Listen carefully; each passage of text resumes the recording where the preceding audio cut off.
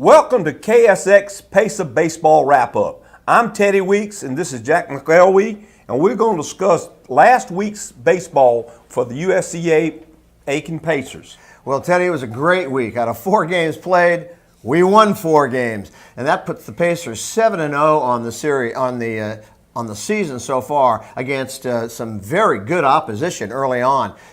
Kenny Thomas has mentioned numerous times how it's been kind of a tough schedule here early in the early goings, hasn't it, Teddy? Yes, it has, Jack. You know, normally we don't go on the road that early, but Coach Thomas had a chance to go up to Wingate, and it was a real good test for our baseball team up there. Yes, it was, and especially against Wingate, that it's kind of a windy place to play, Wingate or Wingate, as however they would like to pronounce it, and the 7-0 puts the Pacers only at the second team in the Peach Belt Conference that are undefeated, the only other one being Francis Marion at 6-0. So we're sitting atop the Peach Belt Conference, and the Wingate game was a 12-8 victory with some very timely hitting, some very good defense, and they actually had a winning record over us in the past, 7-9, and now we have brought that up to 8-9. So to win one on the road at Wingate, a very difficult place to play,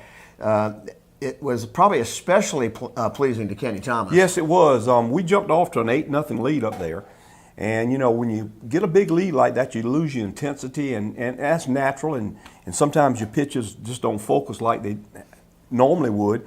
Well, and we had to hold on for a 12-8 win up there, and we had a couple home runs on Durden, on one of our catchers hit a home run. Zach Moon continued to hit his home runs, and Jonathan Banks. Our big, tall left-handed relief pitcher, Aragon, was the winning pitcher up there, did a real good job. And, you know, anytime you go on the road and you can win, it's a bonus.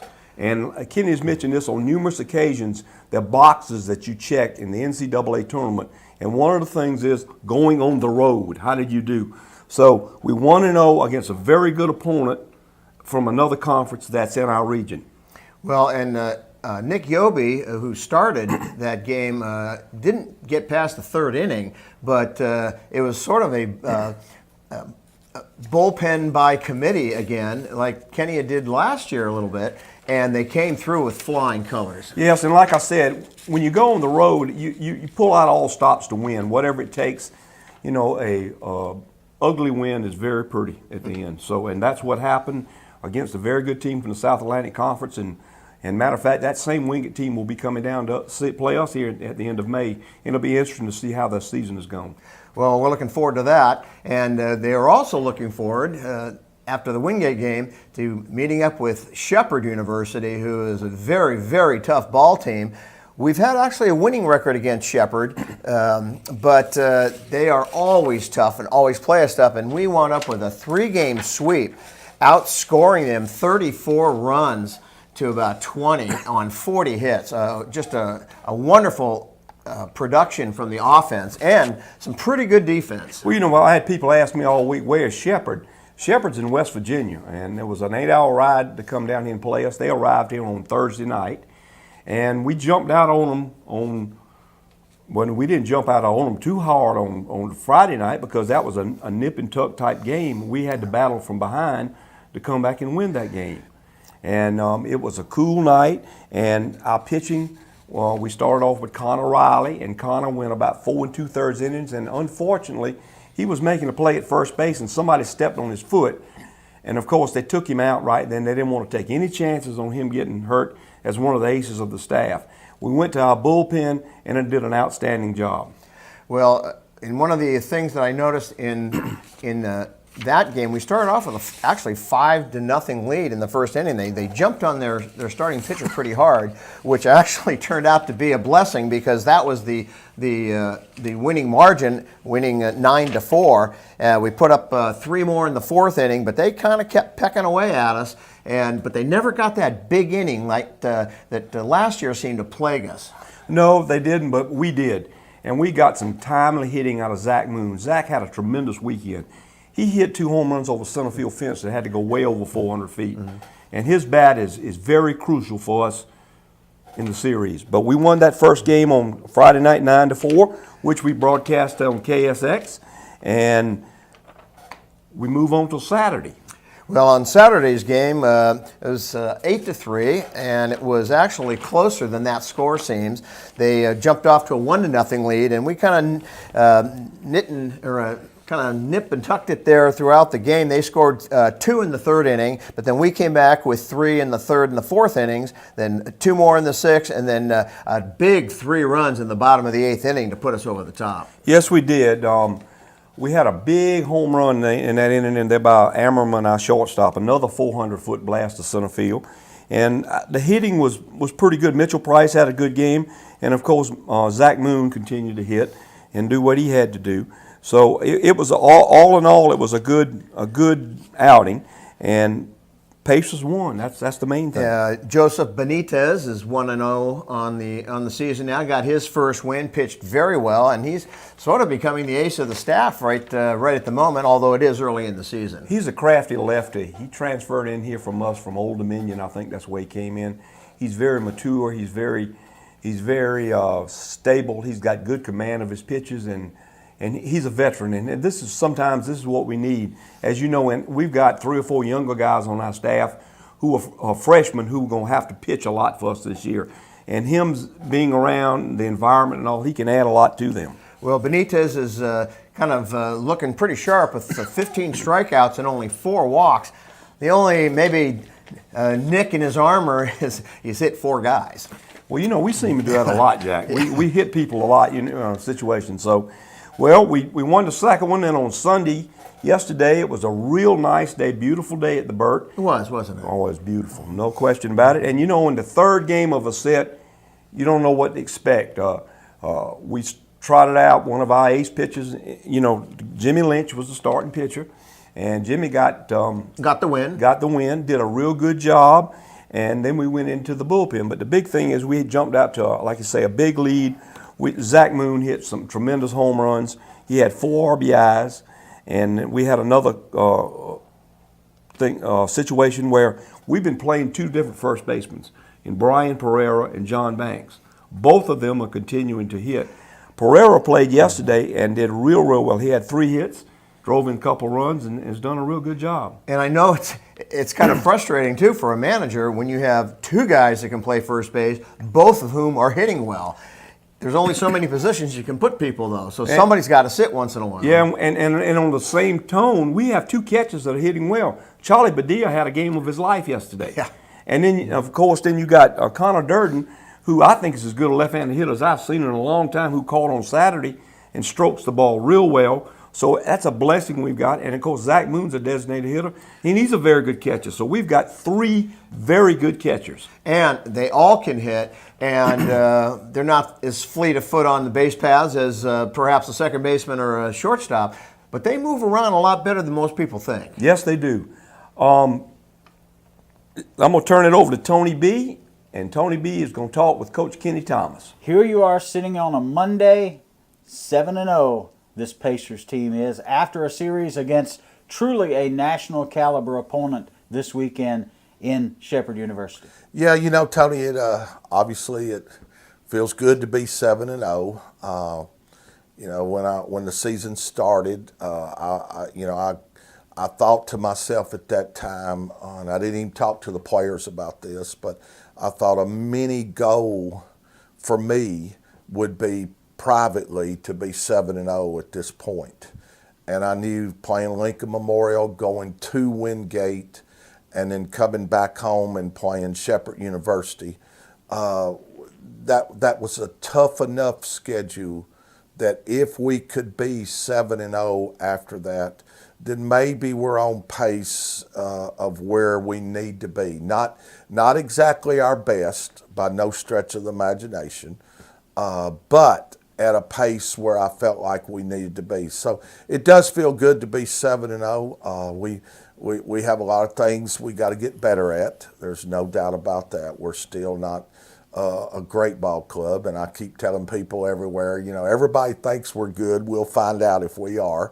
But it is a good feeling. And again, my mini goal there was to be 7-0 today, and we hit that. I thought our guys played well this weekend at times. At times, I didn't think we were quite as good as we could have been. So You've been in this business long enough to probably know how you would react in situations like this, so I'll go ahead and ask a speculative question. You're 7-0 now. How hard is it going to hurt when you finally lose a ball game this season? well, they all hurt, and I really honestly think that it hurts me worse than it does the players, or maybe it doesn't hurt me worse than the players to lose a game.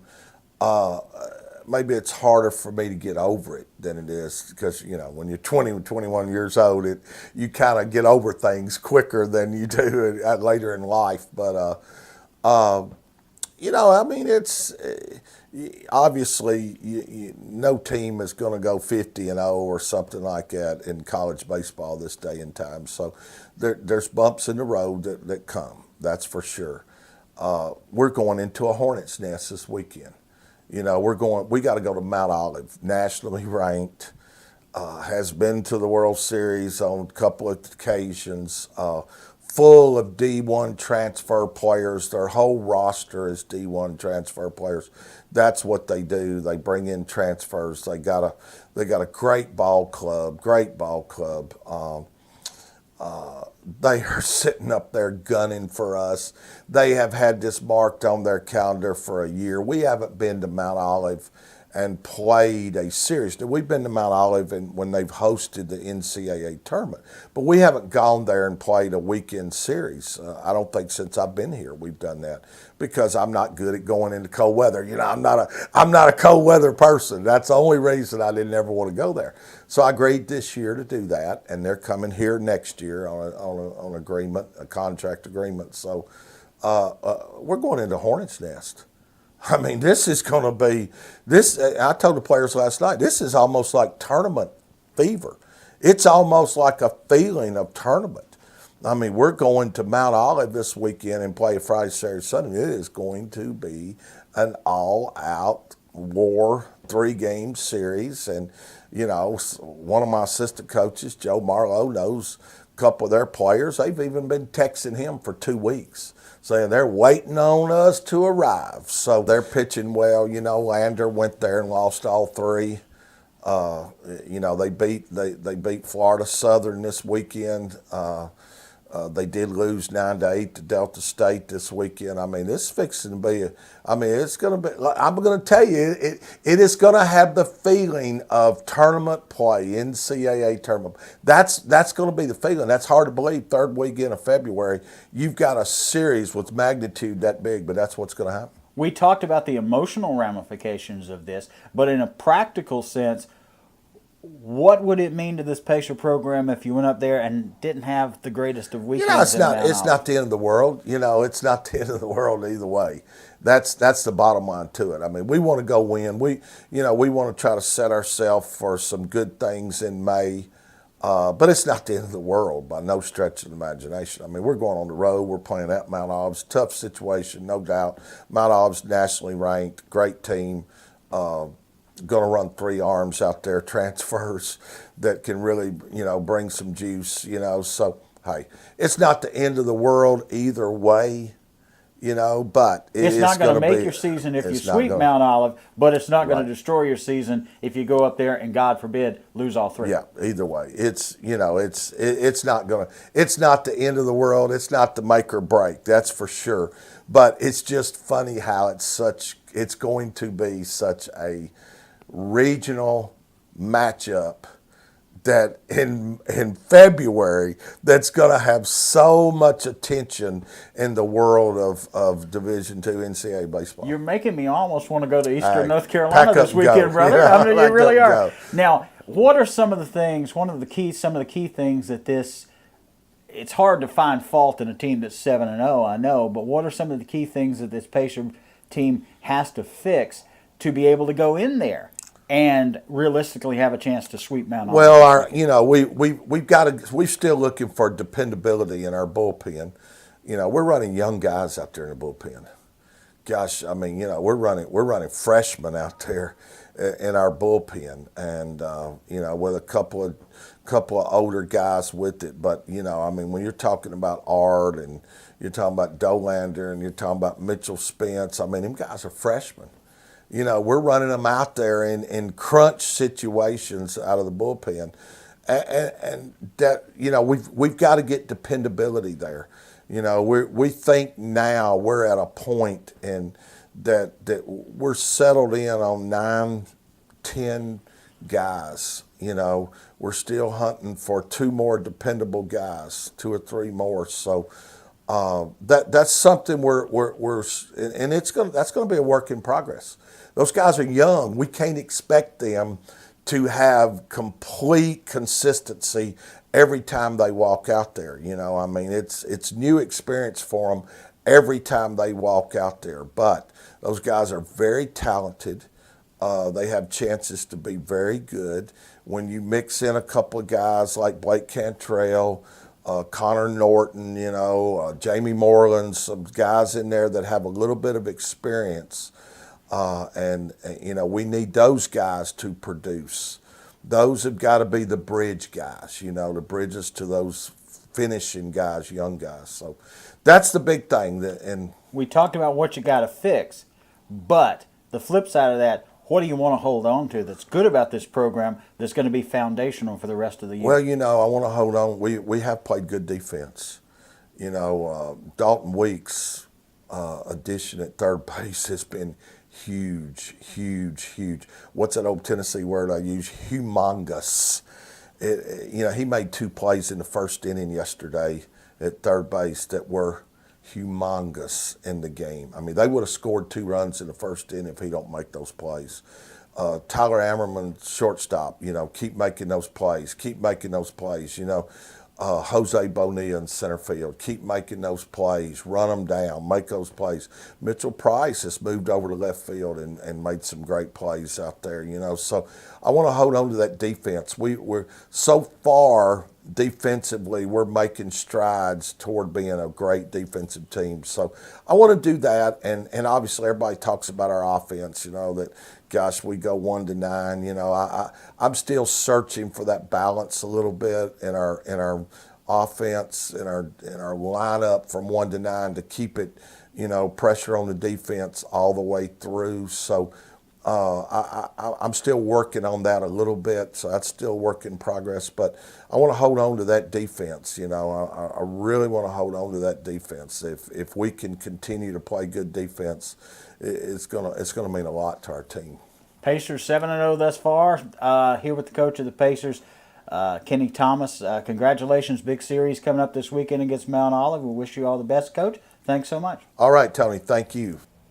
Well, thanks, TB, and thanks, Kenny Thomas, for, as always, very insightful look into the Pacers. Now, what do you think about this upcoming series with Mount Olive, Teddy? Well, as Coach Thomas says, it's humongous.